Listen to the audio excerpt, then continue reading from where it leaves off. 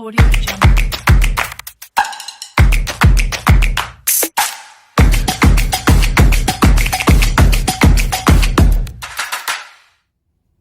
Halo teman-teman, Assalamualaikum warahmatullahi wabarakatuh. Apa kabar hari ini? Semoga teman-teman semuanya dalam keadaan sehat, selalu diberi umur panjang, dan selalu diberkahi dengan teman-teman yang baik, amin. Kali ini sebenarnya saya mau sedikit sharing teman-teman terkait kemarin saya sebenarnya sedang mengalami sendiri apa itu yang namanya nyeri sendi yang luar biasa sakitnya, sampai saya bener-bener nggak bisa nggak bisa menahan, dan saya sampai seujon jangan-jangan saya ini disantet sama orang gitu ya, karena rasanya luar biasa sakitnya teman-teman. Nah, saya pikir ini hanya penyakit yang biasa. Saya pikir ini hanya kayak kram otot atau nyeri sendi seperti pada umumnya.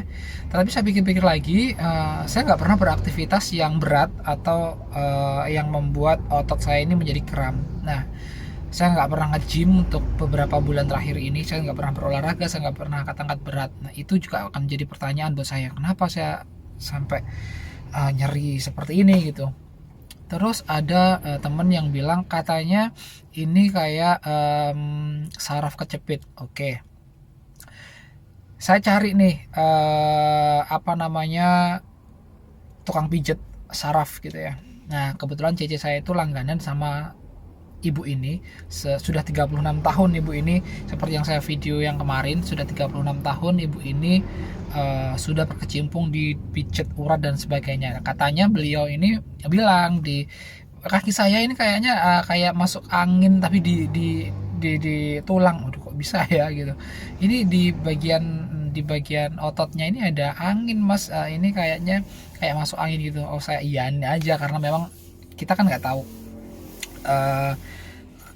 seperti apa kondisi tersebut seperti itu teman-teman. Dan setelah saya pijat sih enak, bisa jalan. Cuman ketika saya pulang nyetir mobil sendiri, habis sampai dari rumah malamnya, bukannya saya bisa jalan, tapi mungkin karena bagian dari kram otot itu ya, maaf ini habis keramas, bagian dari kram otot itu jadi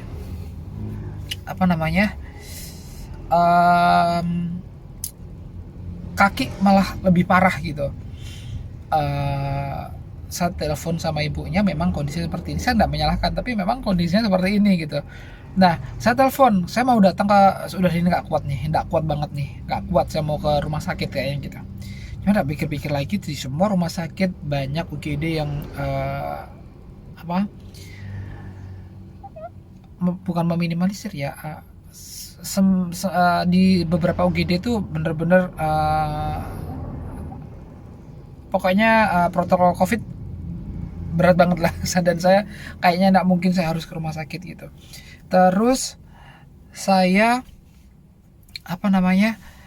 telepon teman saya, seorang dokter. Saya menyampaikan keluhan, saya sampai lupa saya punya teman dokter ini yang memang ini dokter spesialis juga. Nah, saya malah disuruh ke orto, terus saya disuruh ke dokter saraf. Waduh, ini aku harus ke dokter lagi gitu kan. Nah, saya telepon nih teman dokter saya yang satunya yang masih dokter umum, dengan keluhan yang saya sampaikan seperti ini. Beliau ini menyampaikan satu kesimpulan bahwa mungkin saya ini kena flu tulang gitu. Waduh, flu tulang, flu apa lagi ini di dalam tulang gitu kan. Semakin lama makin aneh nih, flu tulang. Oke. Saya sebenarnya sudah lumayan familiar dengan kata-kata flu tulang, dan saya sebenarnya kadang nggak pernah sedikit pun terbersit dalam pikiran saya sampai terkena itu namanya flu tulang. Saya pikir ya flu-flu biasa, orang reumatik, tapi orang awam bilangnya flu tulang. Tapi ternyata memang itu benar teman-teman. Ternyata saya sebenarnya kena flu tulang, dan saya tanya flu tulang itu kaitannya dengan apa. Sebenarnya flu tulang itu kaitannya dengan chikungunya. Nah, ketika mendengar kata-kata Cikumunya teman-teman, saya menarik garis nih, menarik garis merah. Nah, kayaknya ini karena musim hujan, Cikumunya ini kan kayak DBD ya, demam berdarah Dengue. Oke.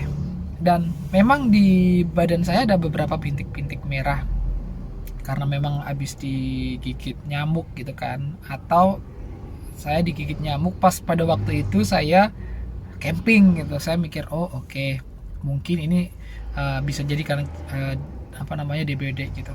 Cuman nggak ada rasa meriang, nggak ada rasa pusing, nggak ada rasa panas dan segala macam. Cuman rasanya di dalam kaki dan persendian itu kayak krek krek krek gitu teman-teman. Nah dari situ saya tanya, kalau flu tulang ini obatnya apa? Saya diresepin resep virtual. Nah, habis itu saya minta CC saya untuk minta tolong untuk tebus resep itu. Dan percaya atau tidak, saya konsumsi malam hari jam 9 malam karena sudah sangat nggak kuat sekali. CC saya keluar, saya minta tolong nitip obat itu, nggak kuat sekali tidur karena gerak sedikit itu kayak tulang ini kayak patah.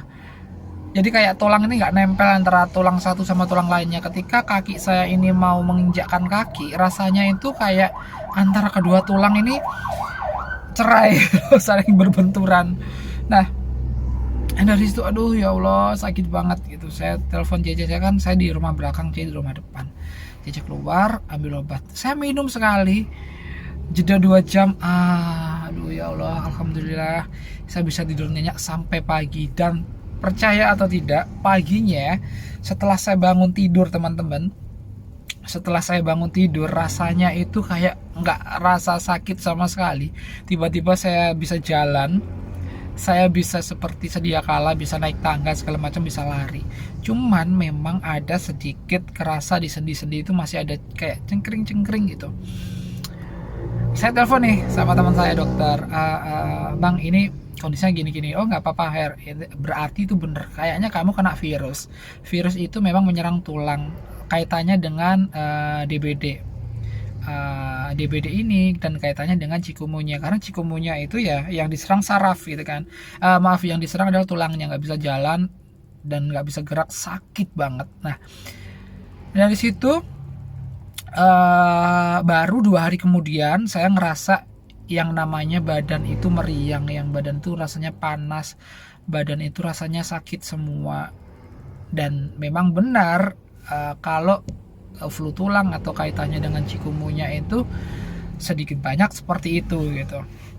Nah dari kejadian ini teman-teman, saya himbau hati-hati kalau sekarang pada waktu musim hujan seperti ini, teman-teman harus bisa jaga kesehatan. Kadang kita masih belum selesai berpikir dan menanggulangi bencana COVID seperti ini, dan penyakit-penyakit tahunan seperti tipes, DB ini kan selalu hadir setiap tahun.